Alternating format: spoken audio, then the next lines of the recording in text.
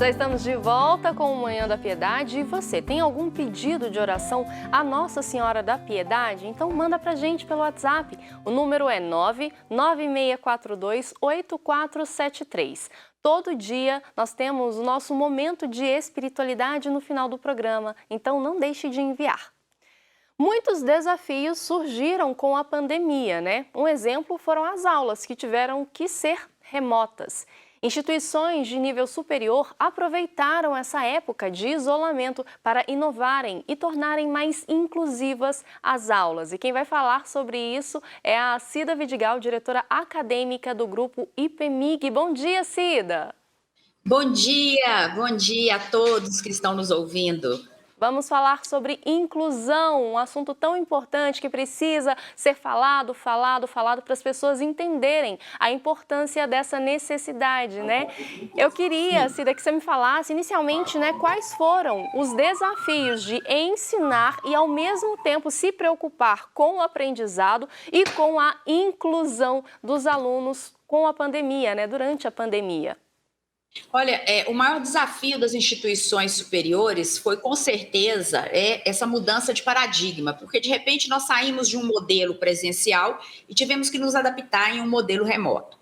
E isso pressupõe uma série de situações. A primeira delas é uma inclusão digital. Muitos alunos têm grande dificuldade com esse processo, né, digital, e nós tivemos que nos adaptar. Nós tivemos também, como professores, tornar nossas aulas mais interativas, aulas que pudessem chamar a atenção do aluno, fazer com que o aluno não perdesse aquele desejo, porque de repente ele passa a ter que interagir com uma tela de computador. Isso dependendo do nível, da classe, né, etária, da classificação etária, isso gera uma exclusão também. Então, nós trabalhamos em várias frentes. O Grupo IPEMIG é um grupo que tem grande experiência nessa área de educação à distância, né, ambientes virtuais de aprendizado, e nós tivemos que trazer tudo isso para o ensino da graduação, tornando as aulas mais acessíveis, mais inclusivas, inclusive, né, para usar um trocadilho aí, trazendo tradução em Libras, essa possibilidade para que o nosso aluno pudesse ter um alcance, porque para que nós pudéssemos alcançar mais o nosso aluno. E eu queria que você falasse sobre justamente isso, a importância da acessibilidade no ensino. Sim, a acessibilidade é essencial. A gente sabe que o nosso maior problema hoje é exatamente essa falta de inclusão. Nós temos muitas vezes que ficar esperando o legislador vir e obrigar, né, as instituições a trazerem aí metodologias inclusivas. E nas aulas remotas, pelo fato da pessoa estar interagindo com o computador, é mais fácil, ou talvez, né, seja mais viável aí implementarmos estruturas que vão trazer para o aluno essa acessibilidade. Uma delas é a possibilidade, já falei, né, dessa tradução de Libras em tempo real, que nossas aulas já foram implementadas assim, e também a possibilidade do aluno ter ali uma audição melhor, né, daquele conteúdo que está sendo ministrado, a possibilidade dele rever esse conteúdo, ler esse conteúdo e ter esse conteúdo posteriormente até impresso em braille, para que ele possa trazer essas informações sempre acessíveis a ele no momento que ele desejar.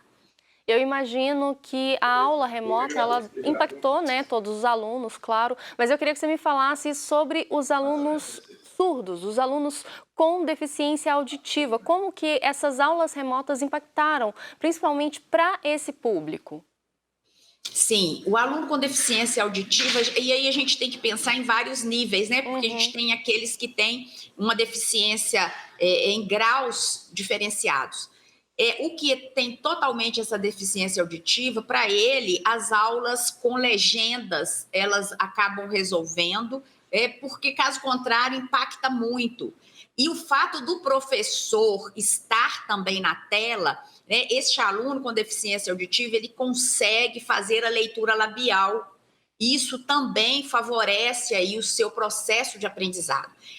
Nós estamos falando de um processo de muita adaptação. É claro que ninguém tem a receita correta. A pandemia nos colocou em xeque, colocou aí uma educação que estava seguindo modelos de século XIX e obrigou a educação a chegar no século XXI, que é o século da tecnologia. Então, é óbvio que a gente tem várias dificuldades, nós enfrentamos os desafios, mas o principal é que no processo de ensino-aprendizagem, as pessoas, os protagonistas desse processo, estejam prontos para reaprender também. Então, se você ministra uma aula e percebe que essa aula não é acessível, ela tem alguma dificuldade, algum dos seus alunos está ficando para trás, você precisa propor modificações para que esses alunos se sintam acolhidos, se sintam incluídos aí nesse processo.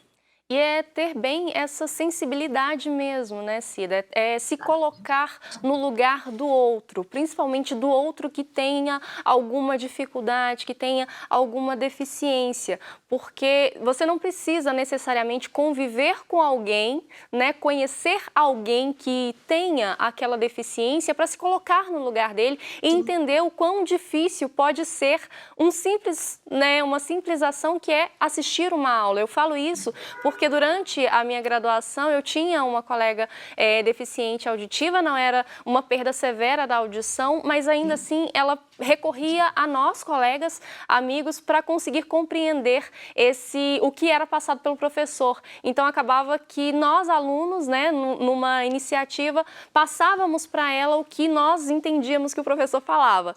Acabava que a gente estudava um pouquinho mais, né, porque a gente estava passando para ela o conteúdo. Mas é isso, é ter a sensibilidade de se colocar no lugar do outro mesmo, Sim. né?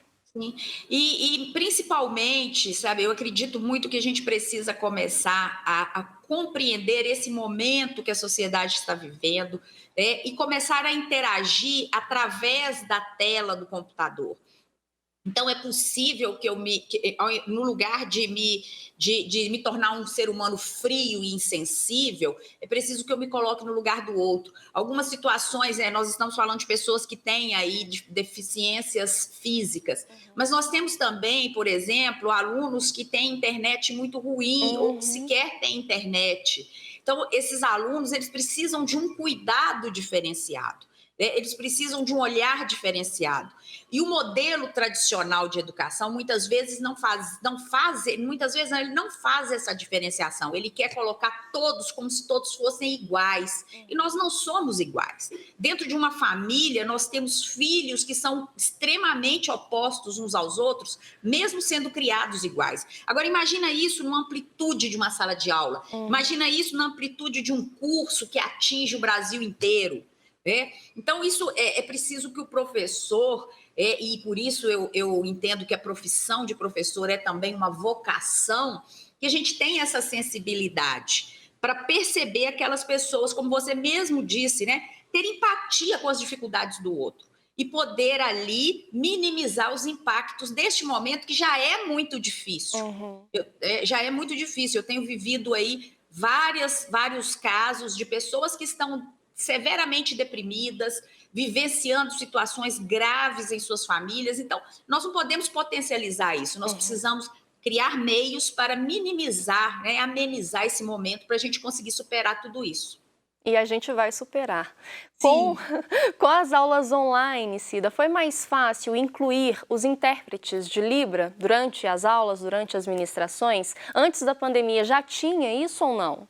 Não. Antes da pandemia, como você disse, né, na sua experiência de graduação, as pessoas que tinham as dificuldades, elas acabavam por elas mesmas, correndo atrás, buscando meios. Quando a gente trata de aulas online, nós temos a possibilidade de gravar essas aulas e, posteriormente, disponibilizar essas aulas aos nossos alunos. Nesse momento, ainda que eu não tenha um intérprete, né, naquele momento, tempo real que o professor está com a turma, eu posso transformar esse material, dar a tradução ali do intérprete de Libras, colocando inclusive legendas para aqueles que têm mais dificuldades, outros tipos de dificuldades. Então, eu posso tornar esse material um material rico e acessível para as mais diferentes necessidades.